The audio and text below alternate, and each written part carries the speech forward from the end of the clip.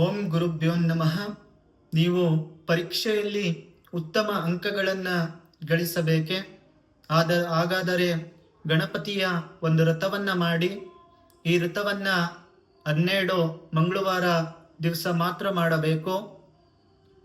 ಒಂದು ಗಣಪತಿಯ ಫೋಟೋವನ್ನು ಮತ್ತು ಒಂದು ಗಣಪತಿಯ ಮೂರ್ತಿಯನ್ನು ತೆಗೆದುಕೊಂಡು ಬನ್ನಿ.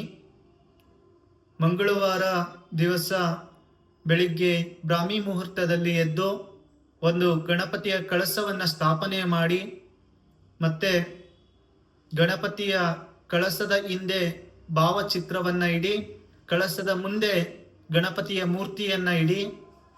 ತದನಂತರ ಷೋಡಶೋಪಚಾರ ಪೂಜೆಗಳಿಂದ ಕಳಸಕ್ಕೆ, ಫೋಟೋಗೆ ಮತ್ತು ಮೂರ್ತಿಗೆ ಪೂಜೆಯನ್ನು ಮಾಡಿ, ತದನಂತರ ಗಣಪತಿ ಗಾಯತ್ರಿ ಮಂತ್ರವನ್ನು 108 ಸಾರಿ ಪಠನೆ ಮಾಡಿ ಸಾಯಂಕಾಲದ ತನಕ ಉಪವಾಸದಿಂದ ಇರಿ. ಹೀಗೆ 12 ಮಂಗಳವಾರ ಈ ವ್ರತವನ್ನು ಮಾಡಿ.